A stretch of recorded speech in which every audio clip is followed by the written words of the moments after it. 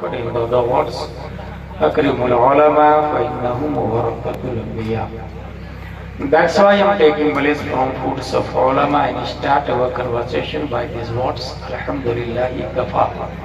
Wassalatu wassalamu ala Muhammadin nabiyyika al-mustafa wa rasulika al-murtada wa habibika al-mustafa wa alihi dhabi as-sidqi was-safa wa sahbihi ulil hubbi wal-wafa wa khulafaihi sadatina Abi Bakr as-Siddiq al-Akbar wa Umar al-Faruq al-Azam wa Uthman al-Ghani al-Nurayn wa Asadillahi Ali al-Murtada wa waladihi al-Imam Hasan al-Mujtaba wa sibtihi al-Imam Husayn al-Dafi' al-Karb wal-Bala wa fil zadi kabidhi al-Batul al-Zahra sayyidati an-nisa wa ibnihi sayyidina Abd al-Qadir Ghawth al-Bara وسراج أمته سيدنا أبي حنيفة إمام أئمة الهدى وعلى مجدد الأعظم لدينه وملته مرشدنا أحمد رضا وعلى الذي ما زال ردد مخالف سنة محسننا أختر رضا. أما بعد فأعوذ بالله من الشيطان الرجيم بسم الله الرحمن الرحيم. أفلا يتدبرون القرآن أم على قلوب أقفالها. صدق اللہ العظیم.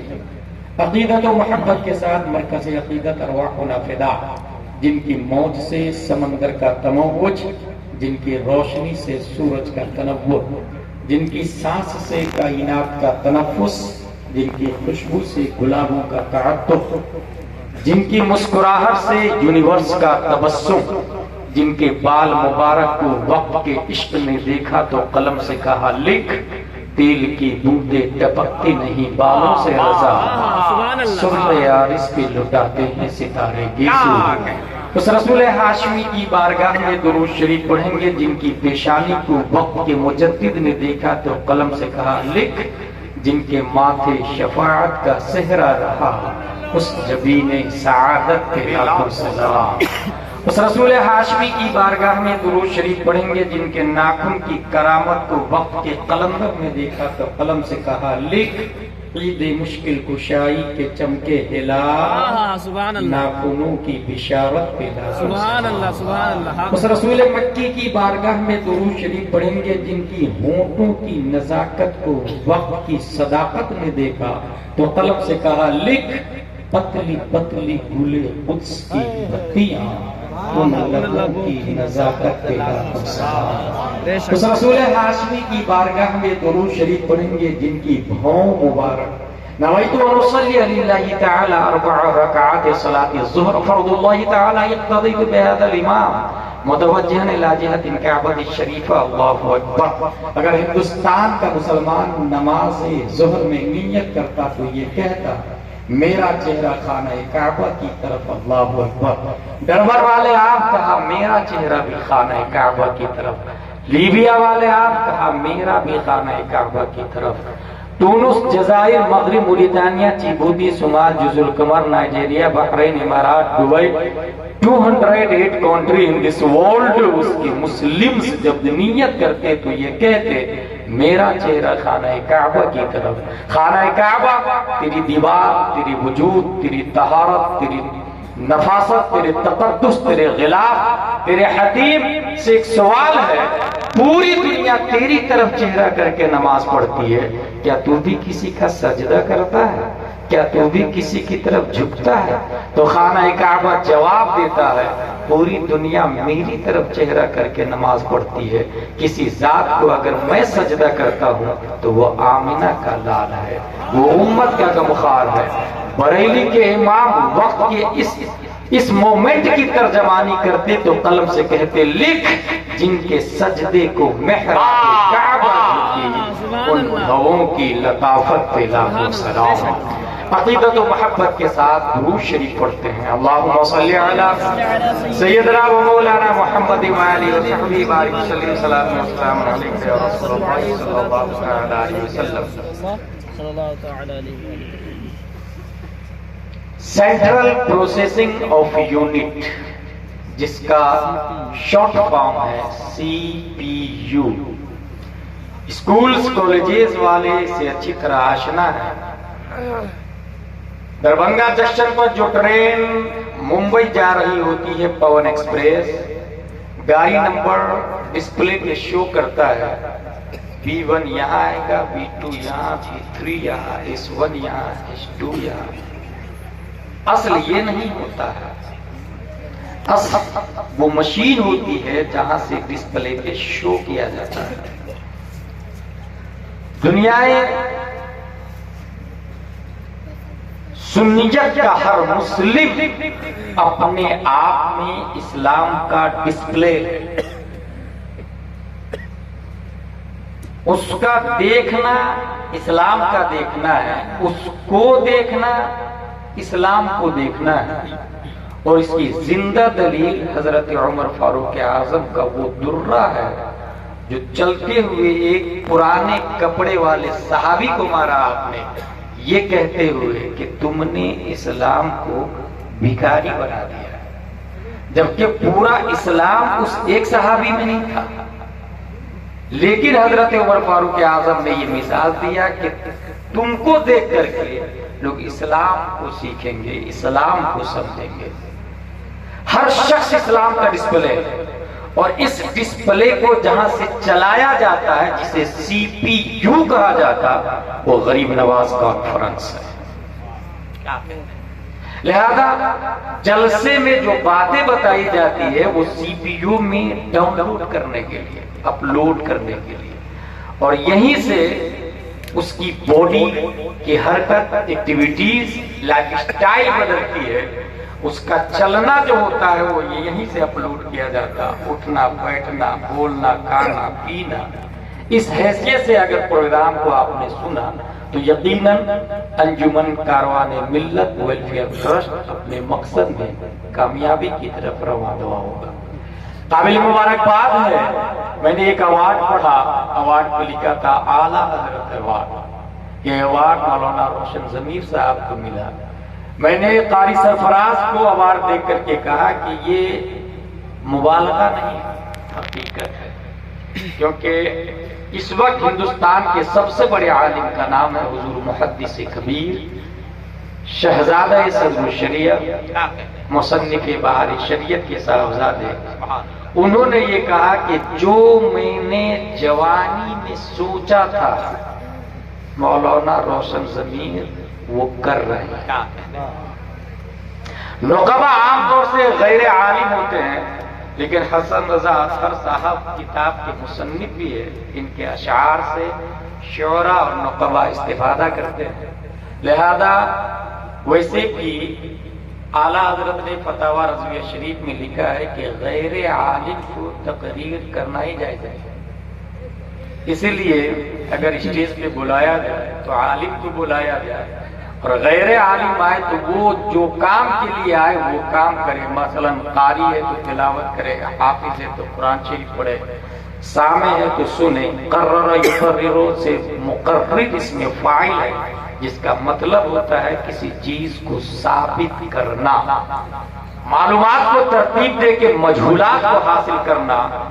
ये गायतो गर्ज दर्स निज़ामी मंतिक है, फलसफा है, और पूरे सिलेबस चाहे CBSE पैटर्न हो या स्टेट ऑफ बिहार पैटर्न हो, उसका टारगेट यही होता है।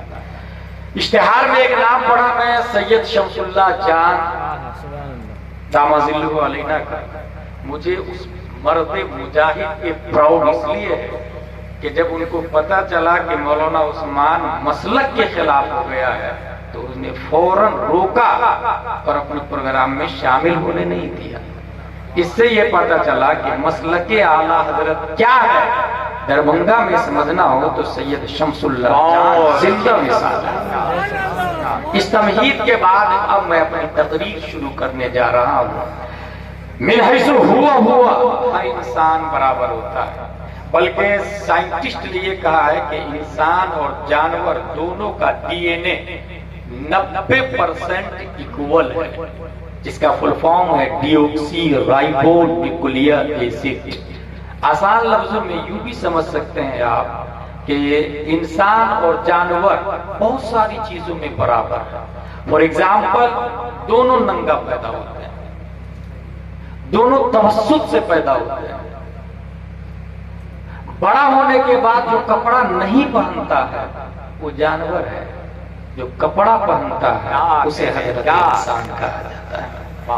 کھانا دونوں کھاتے ہیں، بھوک دونوں کو لگتی ہے، بھوک مٹانے سے پہلے یہ دیکھ لے کہ یہ پاک ہے کہ ناپاک، بغیر دیکھے کھا لے اسے جانور کہتے ہیں، اور جو دیکھ کر کے کھائے اسے حضرت انسان کہا جاتا ہے۔ پیاس دونوں کو لگتی ہے، جانور بھی پانی پیتا، انسان بھی پانی پیتا، کھڑے کھڑے کہیں بھی کوئی بھی پانی پینا شروع کر دے اسے جانور کہا جاتا ہے، اور جو بیٹھ کر 3 سانس میں سر پہ ٹوپی رکھ کے بسم اللہ شریف پڑھے اسے حضرت انسان کہا جاتا ہے۔ ایسی ہزاروں مثالیں ہیں جو انسان میں اور جانور میں دوسرے کو ممتاز کرتا ہے۔ سنیں حضرات، آج بھی اگر عقل ختم ہو جائے تو انسان جانور کی اکول ہو جاتا ہے۔ یہی وجہ ہے کہ دربھنگہ کی سڑکوں پہ جو پاگل آپ کو ملتے ہیں، ایسا نہیں کہ اس کے پاس آنکھ نہیں ہے، اس کے پاس ہاتھ نہیں ہے، اس کے پاس پاؤں نہیں ہے، ہماری طرح دو آنکھیں، ہم سے زیادہ اسمارٹ ہوتا ہے، پرسنالٹی کا مالک ہوتا ہے، پیسے والا ہوتا ہے، 2 پاؤں بھی ہوتے ہیں، مگر عقل نہ ہونے کی وجہ سے وہ جانور کی لائف سٹائل گزارتے ہیں۔ اس کا مطلب یہ ہوا کہ عقل ہی ہے جو انسان کو جانور سے اوپر لے جاتی ہے، عقل ہی ہے جو ننگائی سے باہر نکالتی ہے، عقل ہی ہے جو حرام غذا سے محفوظ کر دیتی ہے، عقل ہی ہے جو ناپاک پانی پینے سے بچا لیتی ہے۔ گویا عقل من حیث ہوا انسان کے لیے سب سے شرف اور کرم کی بات ہے۔ اسی کی بنیاد پر رب قدیر نے قرآن مقدس میں فرمایا وَلَقَدْ كَرَّمْنَا بَنِي آدم، اسی بنیاد پر قرآن مقدس میں فرمایا افلا يتدبرون القرآن، اسی بنیاد پر قرآن مقدس میں فرمایا وفی انفسکم افلا تبصرون، اسی بنیاد پر قرآن مقدس میں فرمایا افلا تعقلون، اسی بنیاد پر قرآن مقدس میں فرمایا افلا تشعرون، اسی بنیاد پر قرآن مقدس میں فرمایا افلا تتفکرون۔ بلکہ ایک جگہ قرآن نے تو یہ کہہ دیا وفی انفسکم افلا تبصرون، اے انسان اپنے آپ کے بارے میں غور و فکر کر، یہ ہاتھ ہے، یہ پاؤں ہے، یہ آنکھ ہے، یہ ناک ہے، یہ کان ہے۔ ہمارے استاذ محترم حضور محدث کبیر فرما رہے تھے کہ انسان کی صرف کلائی نہیں بلکہ انگلیوں میں ہزاروں سوراخ ہے، اگر وہ سوراخ نہ ہوتا تو ٹھنڈی کہاں سے لگتی، پسینہ کہاں سے نکلتا، اور ہر سوراخ اپنے آپ میں رب قدیر کی عظیم نعمتیں ہیں۔ اسی کی طرف شیخ سعدی نے اشارہ کیا تھا ہر نفس کے فرو می رود ممت حیاتس وہ چوں پر می آیت مفرح ذات، پس در ہر نفس دو نعمت موجود است وہ بر ہر نعمت شکر واجب۔ انسان سانس لیتا ہے بیماریاں باہر آتی ہے، انسان آکسیجن جب لیتا ہے زندگی بڑھتی ہے، ہر سانس پر رب قدیر کی نعمتیں ہیں اور ہر نعمت پر رب قدیر کا شکریہ ادا کرنا واجب ہے۔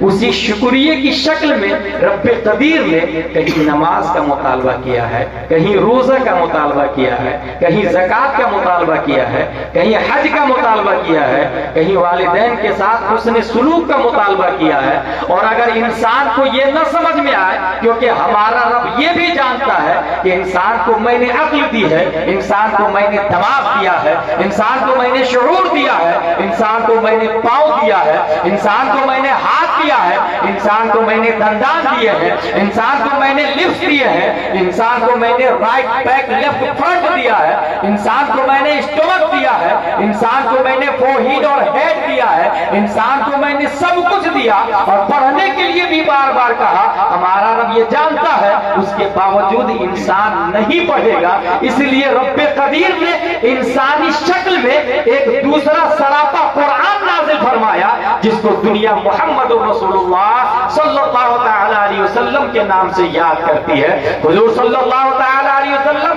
انسانیت کے لیے رول ماڈل ہے، انسانیت کے لیے اگزامپل ہے، انسانیت کے لیے لائف سٹائل ہے۔ کیا آپ لوگ نہیں جانتے ہیں کہ اللہ تبارک و تعالیٰ کلر سے پاک ہے؟ کیا آپ لوگ نہیں جانتے ہیں کہ کوئی اللہ کو لال پیلا کالا اجلا وائٹ بلیک ریڈ نہیں بول سکتا؟ اس کے باوجود قرآن میں آیا صبغۃ اللہ ومن احسن من اللہ صبغہ، اللہ کے رنگ کو مضبوطی سے پکڑ لو۔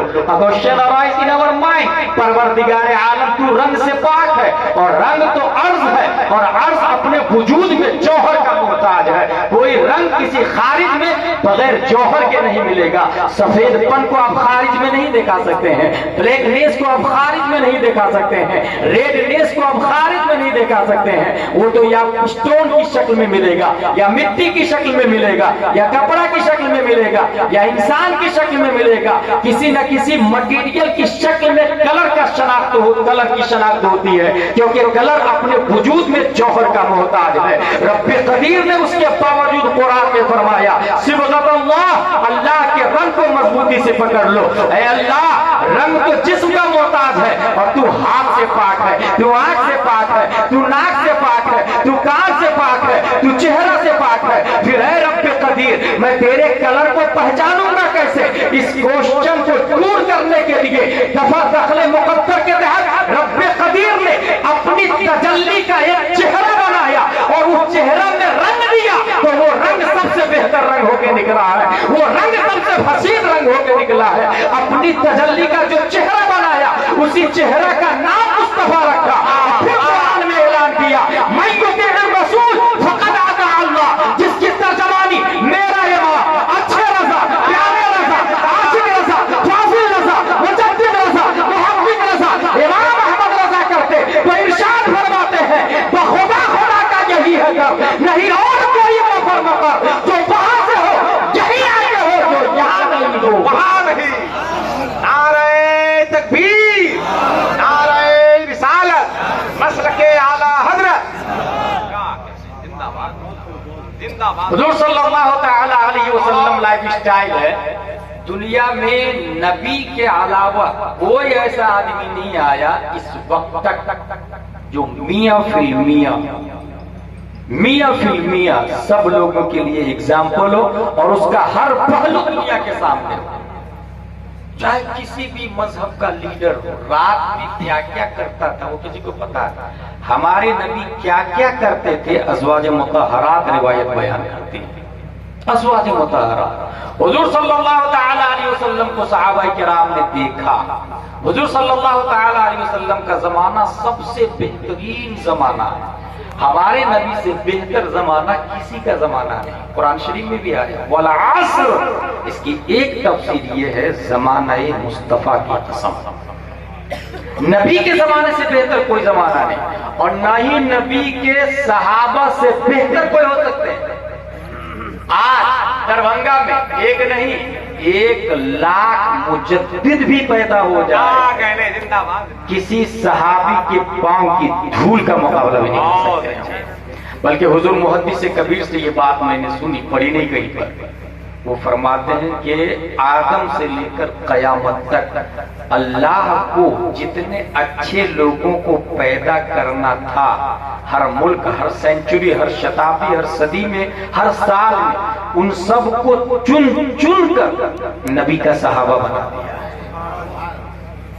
ان سب کو چن. فور ایگزامپل دربھنگا میں ایک آدمی ہے جو سب سے اچھا ہے پوری دنیا میں، اور آج ہے اللہ نے اس کو اٹھا کے نبی کا صحابہ بنا دیا ہے.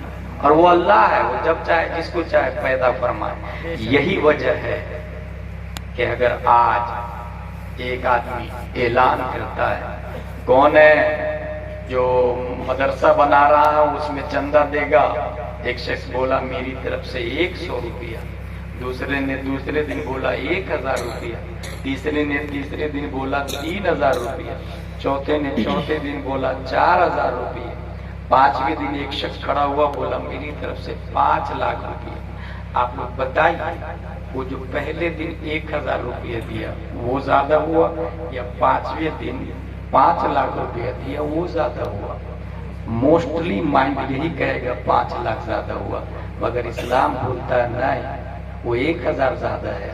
کیونکہ حدیث شریف میں آیا الدال علی الخیر کفاعلہ، راستہ بتانے والا چلنے والے کی طرح ہے. جس نے 1000 دیا اس نے ماحول کو پھاڑا، حالات کو توڑا، سکوت کو چیر کے ٹکڑے ٹکڑے کر دیا.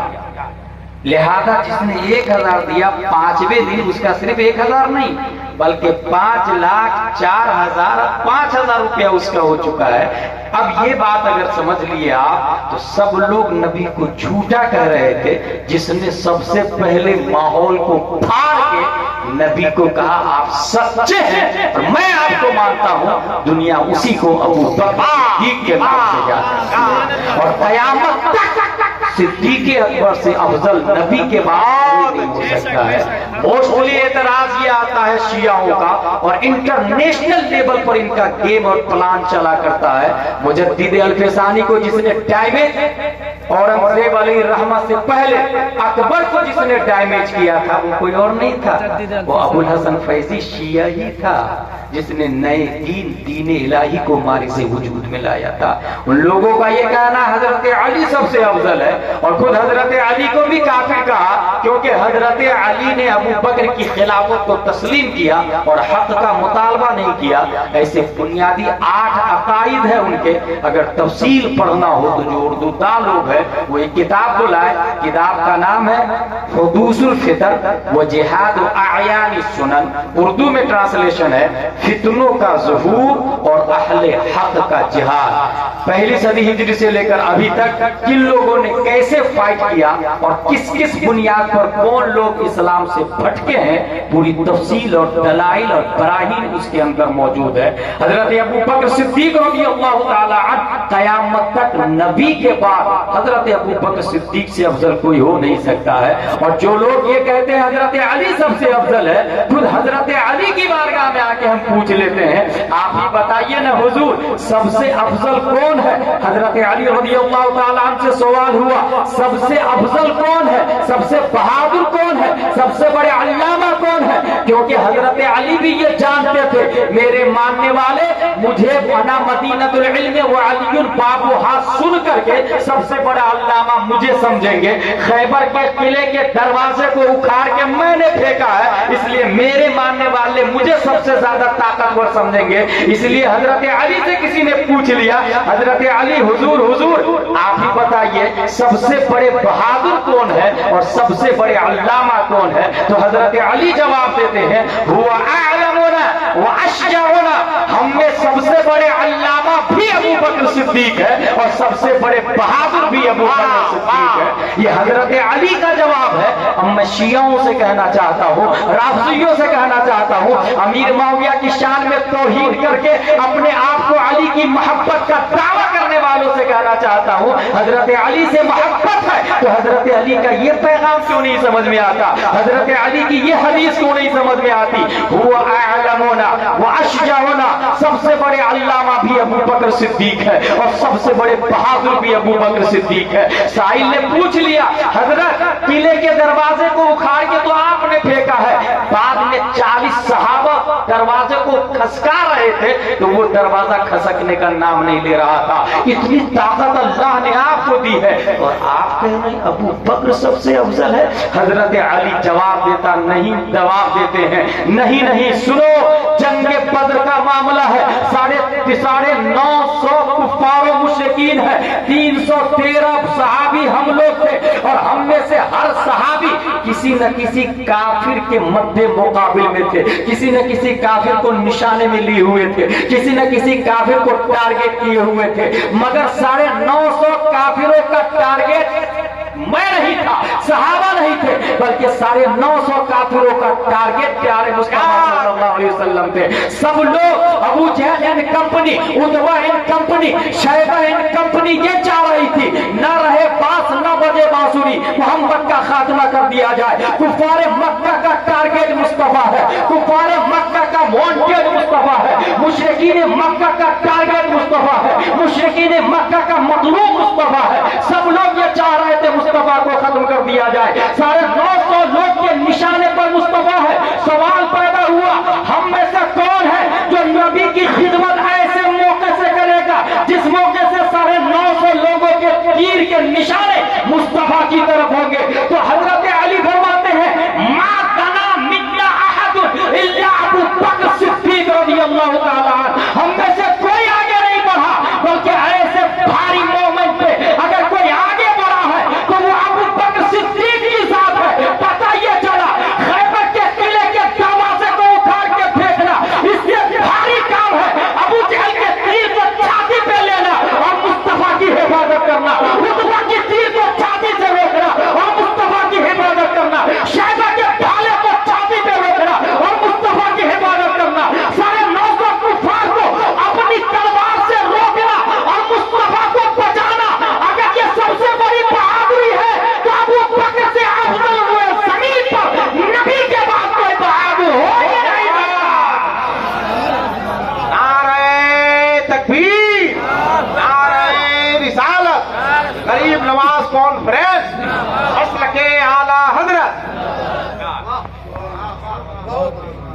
حضرت سب سے بڑے علامہ کیسے ہو گئے وہ؟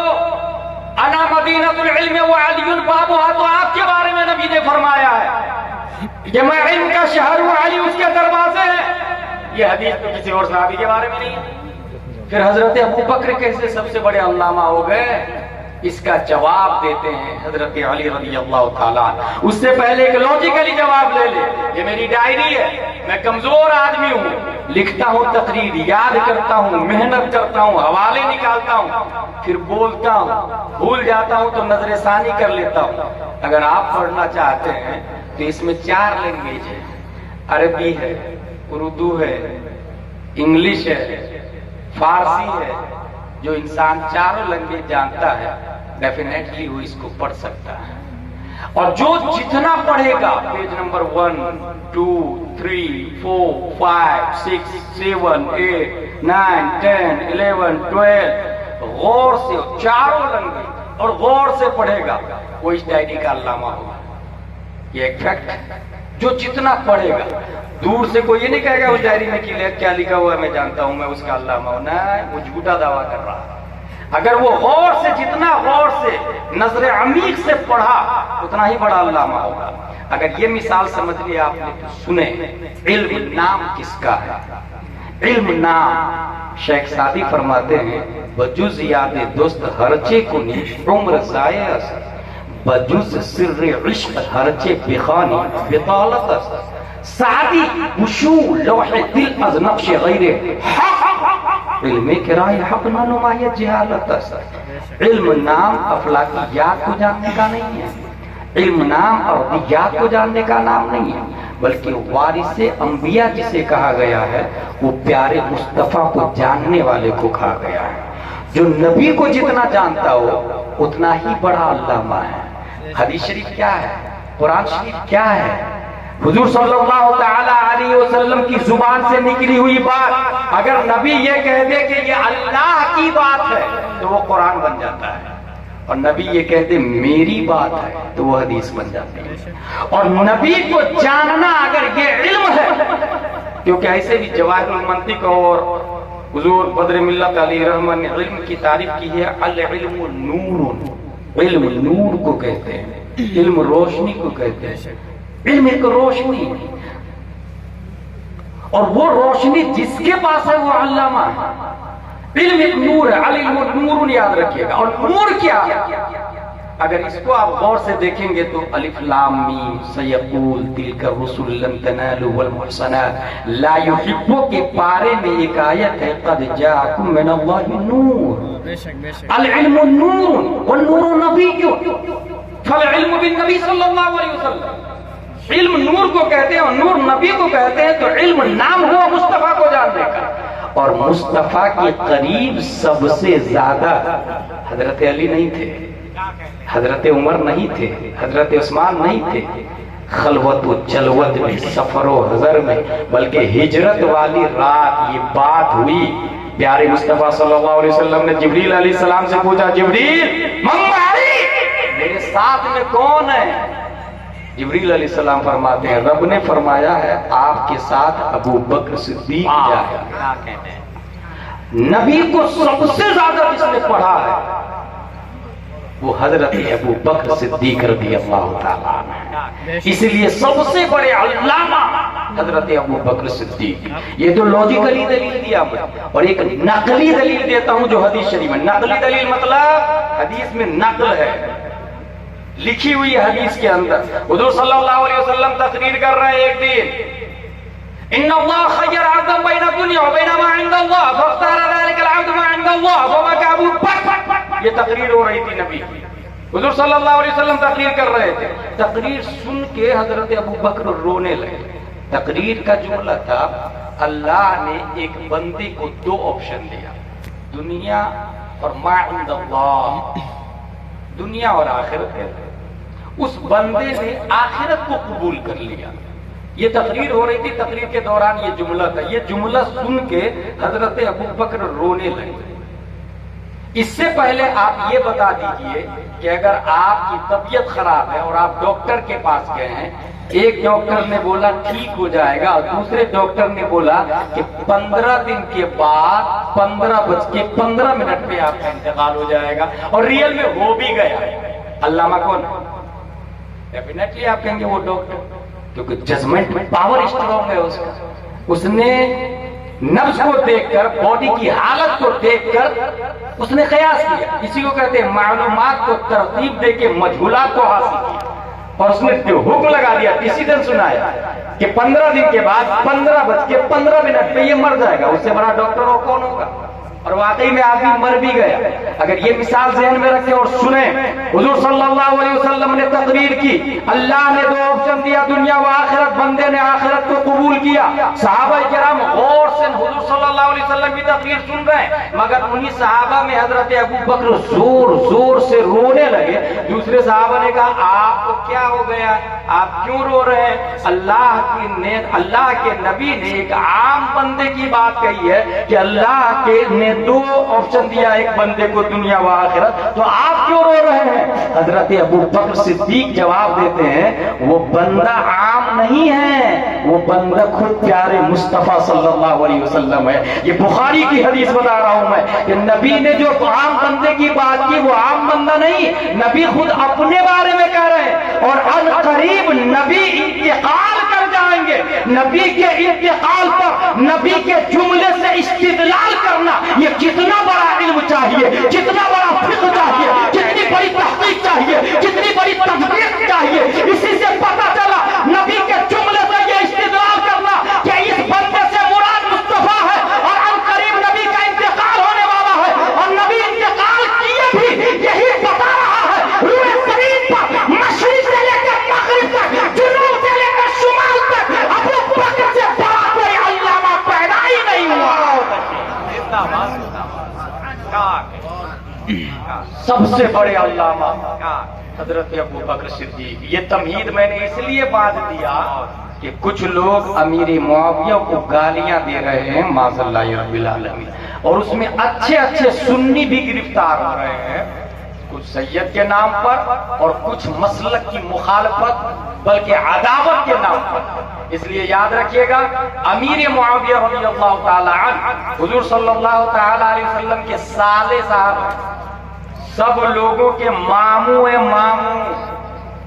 ام المومنین ان کی بہن تھی، اور مثنوی شریف میں آیا در خبر آمد کے خالے مومنہ بود اندر قصر خود خفتہ شبا، ناگہا مرد ورا بیدار کرد چشم چوب کشاد پینا کشت مر۔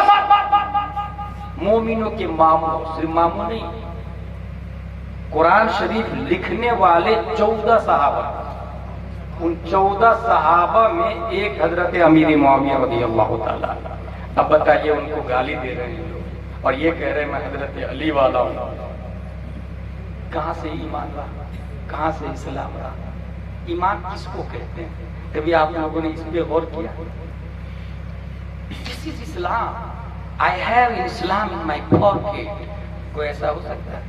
اسلام able to touch, able to catch, able to kiss, able to watch, able to hug ہے۔ اسلام کوئی مٹیریل کا نام ہے، اسلام سسٹم کا نام ہے، اسلام نبی کا لایا ہوا نظام کا نام ہے۔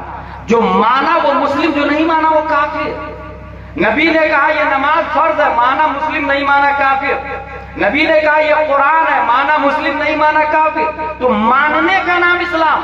اور نبی نے کہا اذا ذکر اصحابی فامسکوا، لوگوں جب میرے صحابہ کی بات آئے نا تو زبان پر لگام دو۔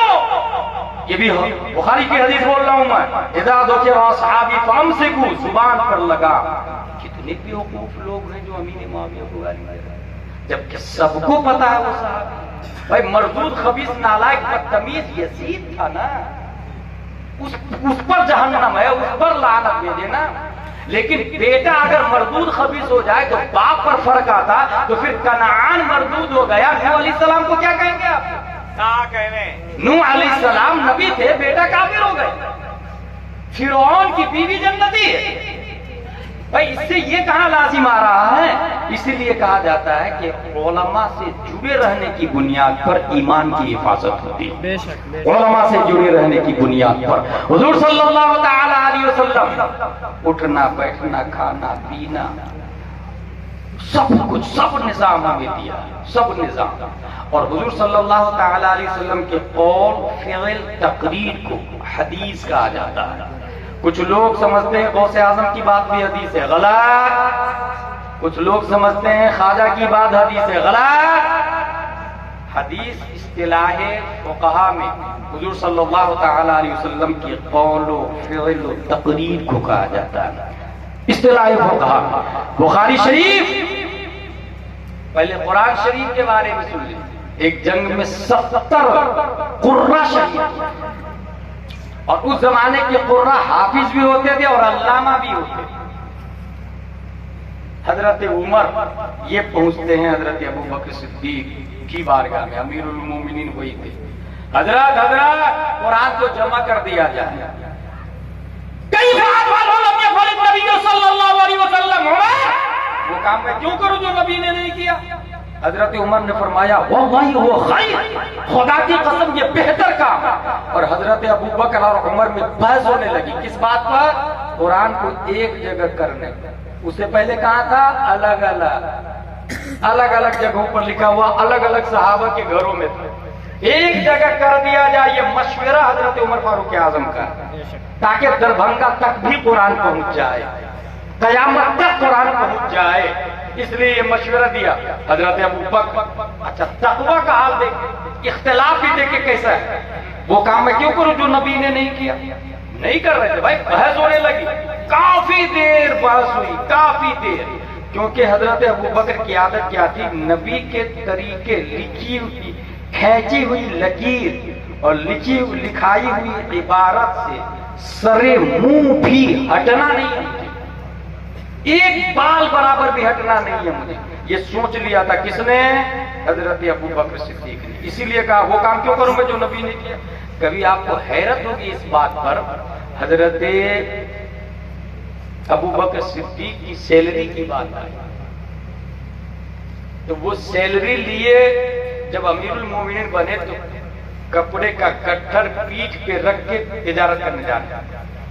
حضرت عمر وغیرہ نے کہا تجارت کے ساتھ آپ پبلک کے کاروبار کو کیسے، پبلک کے نظام کو کیسے سنبھالیں گے، خلافت کو کیسے سنبھالیں گے؟ کہا پھر مجھے میری بیوی بچوں کی ذمہ داری کون سنبھالے گا؟ کہا بیت المال سے وظیفہ جاری کروائیں گے نا۔ سب لوگ بیٹھے ہو، مجلس شورا بیٹھی اور بیت المال سے تنخواہ جاری ہوئی۔ کتنی تنخواہ جاری ہوئی پتا ہے؟ جتنی تنخواہ حضور صلی اللہ علیہ وسلم لے رہے تھے، مالک کے کل تھے دیکھیے، مگر مخصوص رکھ حضور صلی اللہ علیہ وسلم، اور جو وظیفہ حضور صلی اللہ علیہ وسلم لے رہے تھے وہی اتنا ہی حضرت ابو بکر صدیق رضی اللہ تعالیٰ، بلکہ انہی کا یہ جملہ بھی مشہور ہوا ہے کہ عام مزدور کی جتنی مزدوری ہے اتنی ہی میری سیلری ہوگی، اور اگر میرا پیٹ نہیں بھرے گا تو اگلا جملہ جانتے کیا ہے؟ مزدور کی مزدوری بڑھا۔ جملہ دیکھیں، مزدور کی جتنی اجرت ہے اتنی ہی میری اجرت، اور اگر میرا بچوں کا پیٹ نہیں بھرے گا، میری بیوی کا پیٹ نہیں بھرے گا تو یہ نہیں کہا میں اپنی سیلری بڑھا لوں، مزدور کی سیلری بڑھا، مزدور کی اجرت بڑھا دوں۔ اور یہی اسکالرشپ، یہی وظیفہ حضرت عمر کا تھا، یہی وظیفہ جتنا ابو بکر کا تھا اتنا ہی حضرت عمر کا۔ صحابہ نے سورس لگایا، عمر تو جلالی صاحب کون جائے گا ان سے بات کرنے کے لیے؟ تو ان کی بیٹی تھی نا جو ام المومنین تھی، حضرت حفصہ بیٹی تھی نا، بیٹی سے سورس لگایا لوگوں نے حضرت حفصہ رضی اللہ تعالیٰ کہ آپ جا کے کہیے نا ابو سے کہ تنخواہ بڑھا لیں کیونکہ مہنگائی بڑھ گئی ہے۔ جب بیٹی نے ہمت کر کے جا کے کہا تو آپ فرماتے ہیں بتاؤ حضور صلی اللہ علیہ وسلم کے ساتھ میں آپ رہے ہیں، نبی کا بہترین سالن کیا ہے؟ کہا شہد۔ بہترین کپڑے کیا ہے؟ کہا یمنی چادر۔ کہا کیا آپ یہ سوچ رہے ہیں کہ میری اسکالرشپ بڑھا کے ہم سے پہلے جو دو لوگ اچھے گزرے ان کے طریقے سے ہٹ جاؤں، ان کے طریقے کو چھوڑ دوں؟ اور انہوں نے اپنی تنخواہ نہیں بڑھوائی۔ ایک اور بات یہ بتا دوں، ہمارے کھنڈوا مدھیہ پردیش میں ایک صاحب آئے، وہاں چونکہ ایک ڈپلیکیٹ پیر ہے جو بہت زیادہ فیمس ہے، عالم ہے نہیں مگر لوگوں کو بہت زیادہ مرید کرتا ہے، جس کی وجہ سے بہت زیادہ تباہی بھی مچی ہوئی ہے۔ اس کا ایک مرید میرے پاس آیا، مفتی صاحب اللہ والے کو دیکھا ہے میں کماتے نہیں، غیب سے رزق کا معقول انتظام اللہ فرما دیتا ہے، وہ کماتے نہیں۔ میں نے کہا جھوٹ بول رہے ہیں۔ آدم علیہ السلام کھیتی باڑی، نوح علیہ السلام بڑی کا کاروبار، ادریس علیہ السلام سلائی کا کاروبار، داؤد علیہ السلام لوہے کا کاروبار، حضور صلی اللہ علیہ وسلم business man, Imam Azam business man, غوث اعظم تاجر تھے۔ ایسا کاغذ قلم بلوا کے لکھوایا تھے۔ ہاں سوچ دیکھیں، یہ حقیقت جو میں بول رہا ہوں یہ حقیقت۔ اللہ تبارک و تعالی مسبب الاسباب ہے، فعال لما یرید اس کی شان ہے، وما من دابۃ فی الارض الا علی اللہ رزقها ہے، لیکن وہی اللہ یہ بھی فرماتا ہے وَلَيْسَ لِلْإِنسَانِ إِلَّا مَا سَعَى۔ آپ کوشش کریں۔ حاصل یہ حضرت ابوبکر صدیق قرآن کو بحث کے بعد جمع کرنے کے لیے تیار ہوتے ہیں، قرآن جمع ہوا۔ اب باری آتی ہے حدیثوں کی۔ آپ لوگ یہ سمجھتے ہوں گے کہ حدیث کتنی ہے اور سب کے سب حدیثیں جمع ہو گئی۔ بخاری شریف ہمارے سامنے دارالعلوم سمرقندیہ میں بخاری شریف، مسلم شریف، ابو داؤد شریف اویلیبل ہے، علماء پڑھانے والے موجود ہیں۔ میرے بھائی بات صرف یہی ختم نہیں ہوتی ہے۔ امام بخاری رضی اللہ تعالیٰ عنہ اگر آپ ہسٹری پڑھیں گے تو جس زمانے میں حدیث لوگ شوق سے سنتے تھے، بھائی ایک مسئلہ بتا دیجئے نا، ابھی عالم صاحب سے جا کے پوچھتے نا حضرت ایک مسئلہ بتا دیجئے نا، اس زمانے میں لوگ کہتے تھے حضرت وہ حدیث سنا دیجئے نا۔ حضرت ابوبکر سے دور سے لوگ آ کے کہتے ہیں ہجرت والی رات کیا کیا ہوا بتائیے نا، شوق سے پوچھتے تھے، دور سے آ کے لوگ پوچھتے تھے۔ جب یہ حال دیکھا کہ دور سے لوگ آ رہے ہیں، کس کے پاس؟ محدث کے پاس، جس کے پاس حدیث و صحابی کے پاس، تابعی کے پاس، تبع تابعی کے پاس، کہ میرے پاس حدیث اور لوگ آتے تھے سننے، اس میں ڈپلیکیٹ لوگ پیدا ہوتے تھے۔ تابعین کے زمانے میں کون لوگ پیدا ہونے لگے؟ ڈپلیکیٹ لوگ، اور وہ کہتے تھے میرے پاس بھی حدیث ہے۔ پھر ان کے پاس جاتے تھے اور حدیث لیتے تھے، پھر ان کو ڈاؤٹ ہوتا تھا۔ کچھ لوگ حدیث نوٹ کر لیتے تھے اور کچھ لوگ نوٹ نہیں کرتے تھے۔ کچھ لوگ یہ دیکھتے تھے کہ یہ نماز پڑھتا ہے کہ نہیں، روزہ رکھتا ہے کہ نہیں، جھوٹ تو نہیں بولتا، قبلے کے تعظیم کرتا ہے کہ نہیں، بزرگوں کا ادب کرتا ہے کہ نہیں۔ نوبت وہیں جا رسید کہ صحیح حدیث کے ساتھ غلط حدیث کافی مل گئی۔ رب قدیر نے 13 شوال 194 ہجری میں ابو عبداللہ محمد بن اسماعیل بخاری کو پیدا فرمایا ہے، اور امام بخاری رضی اللہ تعالی عنہ، اللہ اکبر، 6 لاکھ حدیثیں یاد تھی امام بخاری، 6 لاکھ حدیثیں امام بخاری کو یاد تھی۔ امام بخاری اپنے آپ میں مجتہد بھی ہے، لیکن بخاری میں 6 لاکھ حدیثیں نہیں، بخاری میں 4,500 بغیر تکرار کے حدیثیں اویلیبل ہے۔ باقی حدیثیں کیوں نہیں لکھی؟ ان کو ان کے شرائط پہ جو حدیثیں نہیں اترتی تھی اس کو انہوں نے نہیں لیا۔ جتنی محنت کی امام بخاری نے اس کا اندازہ اس بات سے لگائے کہ حدیث لکھنے سے پہلے وضو فرماتے تھے، وضو فرمانے کے بعد 2 رکعت نماز پڑھتے تھے، اور کہاں بیٹھ کے لکھتے تھے؟ حضور صلی اللہ علیہ وسلم کا ممبر اور حضور صلی اللہ علیہ وسلم کا حجرہ، جہاں وہ مزار شریف حضور صلی اللہ علیہ وسلم کا موجود ہے، قبۃ خضرا جہاں بنا، اس کے بیچ میں جو روضۃ من ریاض الجنہ جس کو کہا جاتا ہے، اس میں بیٹھ کے امام بخاری حدیث لکھتے تھے۔ 16 سال تک مسلسل حدیث لکھتے رہے۔ میرے بھائی کبھی آپ نے 1 روپیہ ان کو دیا؟ کبھی ان کے نام سے فاتحہ کروایا؟ کبھی ان کے نام سے قربانی کروائی؟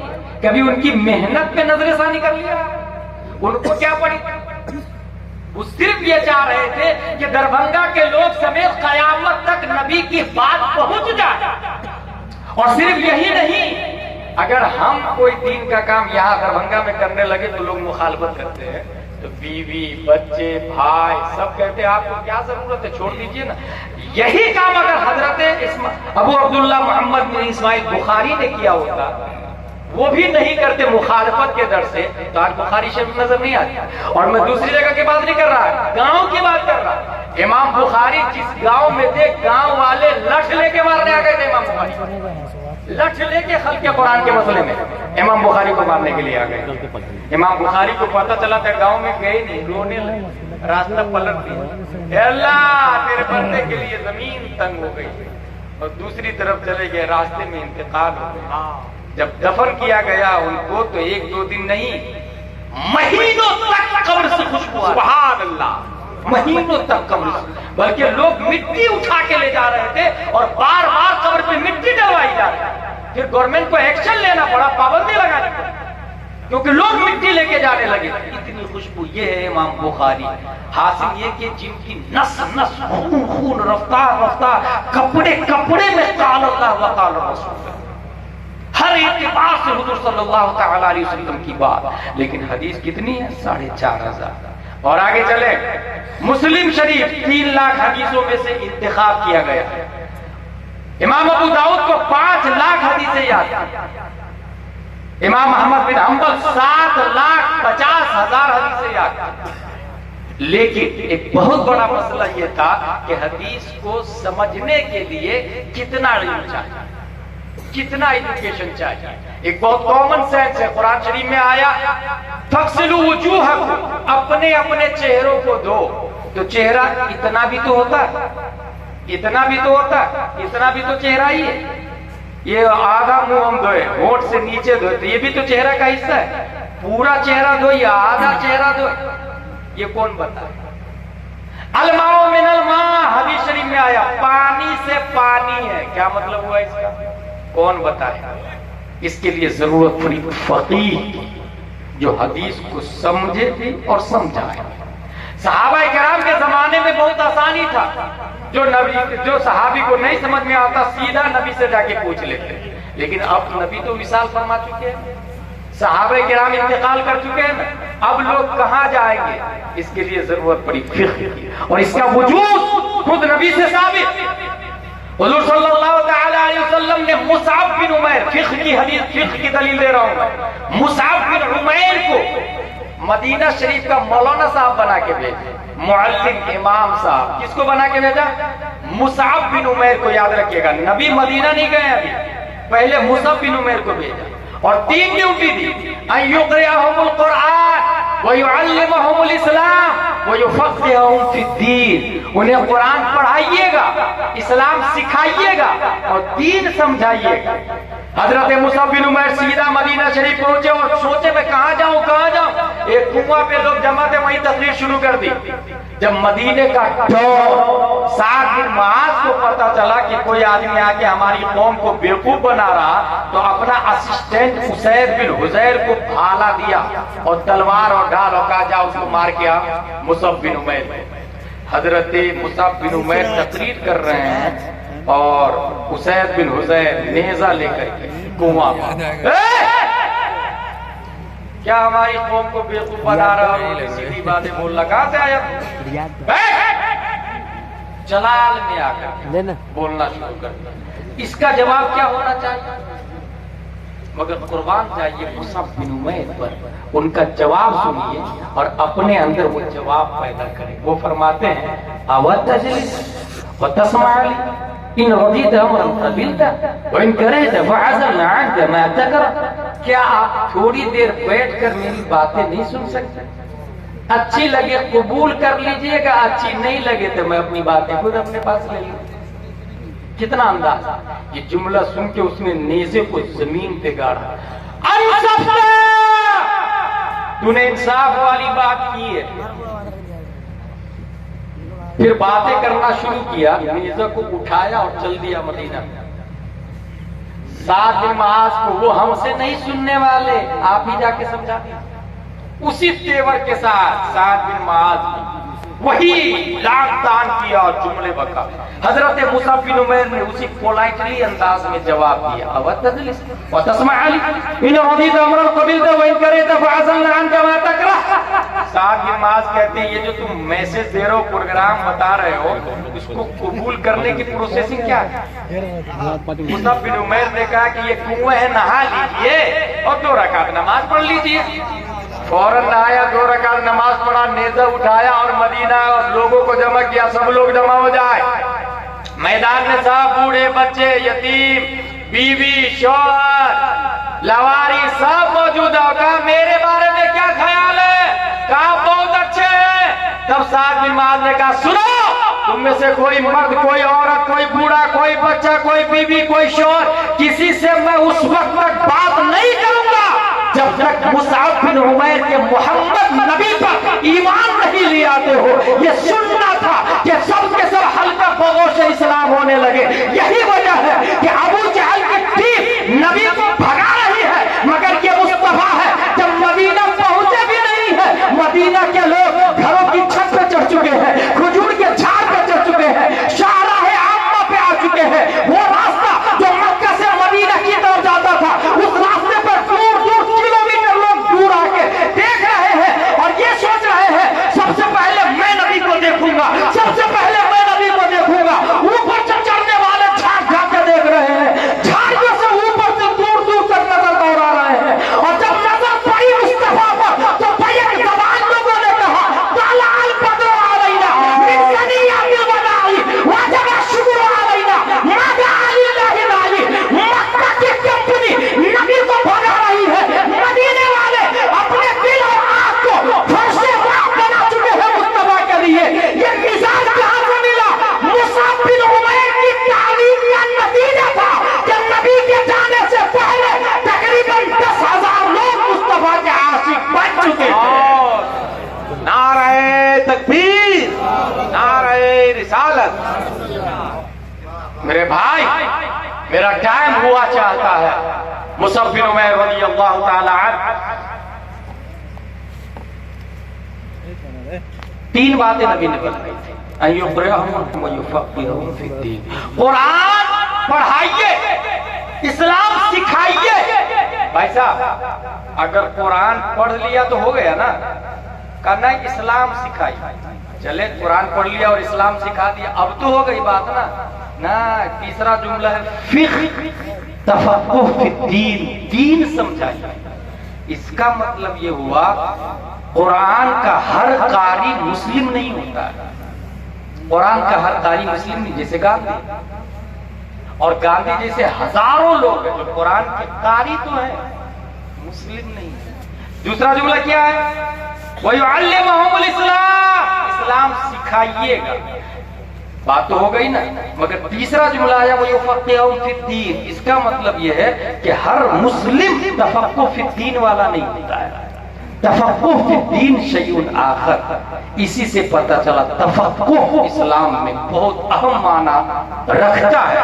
रब्बे क़दीर ने 80 हिजरी में साबित की पीठ से वक्त के इमाम आज़म अबू हनीफा हजरत नुअमान को पैदा फरमाया। तफ़क़्क़ुह के इमाम माने जाते, मजहब हनफी के इमाम माने जाते।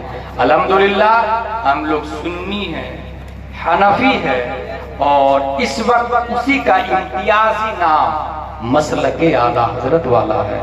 मसलके आला हजरत में हर सहाबी की ताज़ीम की जाती है, चाहे वो अबू बकर सिद्दीक हो या अमीर मुआविया रज़ियल्लाहु ताला अन्हु। और सबसे अफजल हजरत अबू बकर को माना जाता है, उसके बाद उमर को, उनके बाद हजरत उस्मान को, उनके बाद हजरत अली रज़ियल्लाहु अन्हु। यही अहले सुन्नत व जमाअत की पहचान है। इसके अलावा कोई अगर आपको मिलता है, हरगिज हरगिज उससे जुड़िएगा नहीं, उससे रिश्ता मत रखिएगा। यही मेयार है। याद रखें, इमाम सबसे अहम चीज है, दिखता नहीं है, असल वही है, उसी का नाम जिंदगी है। वो नहीं तो जिंदगी नहीं, वो है तो सब कुछ है। रब्बे क़दीर हम सबको कुरान और हदीस और फ़िक़्ह पर अमल करने की तौफ़ीक़ अता फरमाए। वमा अलैना इल्लल बलाग। अस्सलामु अलैकुम।